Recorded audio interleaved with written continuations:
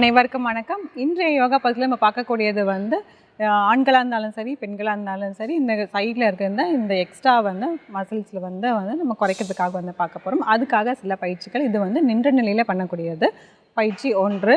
காலை வந்து கொஞ்சமாக வந்து இப்படி அகட்டி வச்சுக்கலாம். கையில் ரெண்டுமே வந்து மேல் நோக்கி தூக்கிட்டு ஒன்று கையை சேர்த்து வச்சுக்கலாம், அப்படி இல்லைன்னா கையை வந்து இந்த மாதிரி கோர்த்து வச்சுக்கலாம். எப்படி வேணுமோ நம்ம வச்சுக்கலாம். இப்போ அப்படியே வந்து இதுலேருந்து உங்களோட இடது பக்கமாக வந்து அப்படியே வந்து இப்படி சாய்க்க ஒரு சில வினாடிகள்.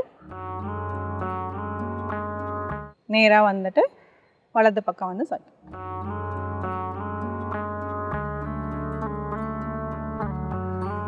ஒரு ஆழ்ந்த மூச்சு உள்ள இழுத்து வெளியிடலாம்.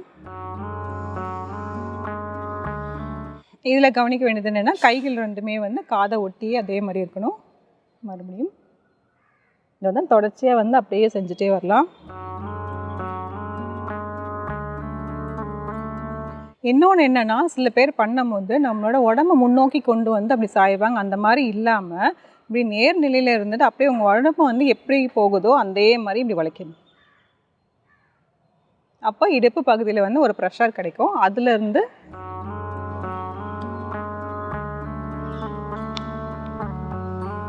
தளர்த்திக்கலாம். ஆழ்ந்த மூச்சு உள்ள எடுத்து வெளியே விடலாம். இந்த மாதிரி இடது பக்கமும் வலது பக்கமும் வந்து மாற்றி மாற்றி ஒரு 10 முறை வந்து செய்கிற மாதிரி இருக்கும். தொடர்ந்து செய்ய முடியலங்கிற மாதிரி இருந்துச்சுன்னா ஒரு 5 முறை வந்து செஞ்சுட்டு ரிலாக்ஸ் பண்ணிட்டு மறுபடியும் வந்து ஒரு 5 முறை வந்து செஞ்சுக்கலாம். இப்போது பயிற்சி 2. இதில் வந்து நம்ம என்ன பண்ணுறோன்னா, காலை வந்து கொஞ்சம் நல்லா இப்படி வந்து அகட்டி வைக்கிறோம். ரொம்பவும் வந்து அகட்டி வைக்காமல், ரொம்ப குறுக்கிலும் வைக்காமல், ஓரளவுக்கு வந்து இப்படி வைக்கலாம். இதில் வந்து நம்ம வந்து திரிகோண ஆசனம் வந்து நம்ம ஏற்கனவே தெரியும். அந்த மாதிரி பண்ணுற மாதிரி பண்ணணும். கால்கள்லாம் வந்து எதுவுமே வந்து நம்ம திருப்ப தேவையில்லை. கொஞ்சமாக இந்த மாதிரி வச்சுட்டு கைகள் வந்து இப்படி கொண்டு போயிட்டு பக்கவாட்டில் கொண்டு போயிட்டு அப்படியே கையை வந்து இப்படி கீழே கொண்டு வரும். இந்த கை வந்து மேலே பார்த்த மாதிரி இருக்கணும். அதுக்கப்புறம் அப்படியே வந்து இடது பக்கமும் கொண்டு வந்துடலாம், அப்படியே வலது பக்கமும் கொண்டு வரலாம்.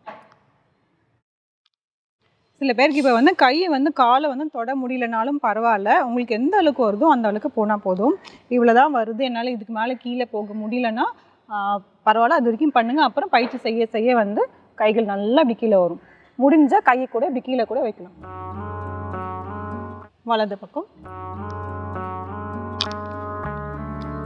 இடது,